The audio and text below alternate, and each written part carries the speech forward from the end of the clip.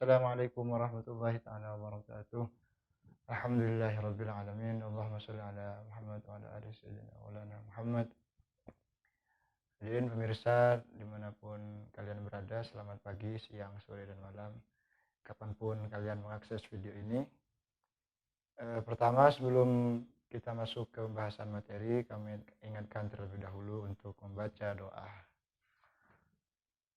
Oke, di pembahasan kita pada kali ini kita akan membahas hukum mim mati. Hukum mim mati apabila bertemu dengan huruf hijaiyah yang jumlahnya 28, maka memiliki 3 hukum. Hukum yang pertama yaitu ikhfa syafawi. Ikhfa syafawi hanya memiliki 1 huruf saja, yaitu ba. Jadi jika mim mati atau mim sukun bertemu dengan ba, maka itu hukumnya ikhfa syafawi. Adapun cara membaca ikhfa syafawi yaitu dengan cara membaca seperti membaca mim secara sempurna. Hurufnya ba. Mari kita masuk ke contoh terlebih dahulu agar lebih mudah untuk memahami. Contohnya adalah wa ma hum bimu'minin. Ada mim sukun dalam contoh wa ma hum bimu'minin. Di sini ada mim sukun bertemu dengan ba, yang huruf ba adalah huruf ikhfa syafawi, maka membacanya sama dengan membaca mim secara sempurna. Kemudian ikhfa syafawi ini sebetulnya cara membacanya sama dengan cara membaca iklab, yaitu dengan membaca mim secara sempurna. Cara membacanya juga ada dua variasi. Cara yang pertama, membaca mim dengan cara bibir ditutup rapat. Sama iklab juga demikian, memiliki 2 cara. Cara yang pertama membaca mim dengan bibir ditutup rapat, kemudian cara yang kedua membaca mim dengan bibir dibuka tipis. Lebarnya hanya diperkirakan selebar 1 kertas saja. Jadi begitu cara membacanya. Adapun yang perlu diketahui sebagai catatan penting dalam hukum ikhfa syafawi di hukum mim sukun, hukum cara membacanya sama dengan iklab. Cuman kalau iklab itu susunan penulisannya atau posisi antara nun sukun dan huruf iklab boleh 1 kalimat atau 2 kalimat. Adapun kalau ikhfa syafawi harus terdiri dari 2 kalimat, tidak boleh 1 kalimat. Contohnya seperti contoh yang tadi yaitu wa ma hum bimu'minin.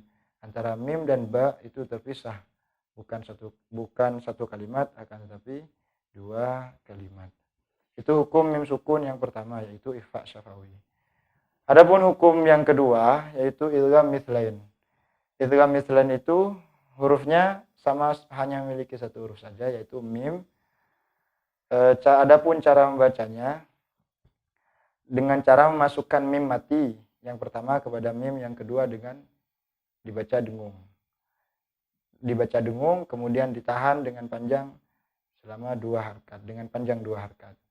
Mari masuk ke contoh terlebih dahulu. Contohnya walakum ma kasabtum. Walakum ma kasabtum. Dalam kalimat walakum ma kasabtum di sini ada mim sukun bertemu dengan mim. Mim di sini, mim yang kedua ini, mim yang berharkat adalah mim ada huruf dari idgham mithlain. Maka walakum ma kasabtum ini hukumnya idgham mithlain. Cara membacanya dengung dan ditahan panjang 2 harokat. Walakum ma kasabtum. Itu hukum yang kedua dari pembahasan mim sukun. Adapun hukum yang ketiga yaitu izhar syafawi. Izhar syafawi di sini hurufnya selain huruf mim dan ba. Jadi apabila ada mim sukun bertemu dengan huruf hijaiyah selain mim dan ba, maka hukumnya izhar syafawi. Izhar syafawi dibaca dengan jelas. Dibaca dengan jelas, terang. Contohnya falahum ajruhum. Falahum ajruhum. Di sini ada mim sukun dalam contoh kalimat falahum ajruhum. Ada mim sukun bertemu dengan hamzah. Hamzah yaitu huruf idhar syafawi, maka hukumnya idhar syafawi. Jadi cara membacanya dibaca dengan jelas. Makhraj mim keluar dari makhraj mim secara sempurna, kemudian huruf idhar syafawi yaitu huruf hamzahnya juga dibaca secara jelas, tidak ditahan, kemudian tidak didengungkan. Falahum ajruhum. Contoh yang lain dari idhar syafawi, misalnya alaikum hujjatun. Alaikum hujjatun. Jadi tidak boleh ditahan, tidak boleh didengungkan, tidak boleh dipanjangkan, bacanya harus jelas secara sempurna. Demikian pembahasan mim sukun. Adapun jika kalian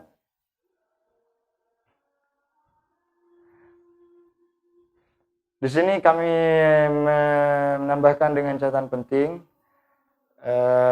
penulis kitab Al-Selekta dalam ilmu tajwid menambahkan catatan penting di hukum mim sukun atau cara membaca mim sukun apabila bertemu dengan huruf waw dan fa. Waw dan fa. Di sini diingatkan bahwa jangan sampai dibaca ikhfa. Banyak orang, karena alasan penulis karena bahwa banyak orang membacanya dengan ikhfa.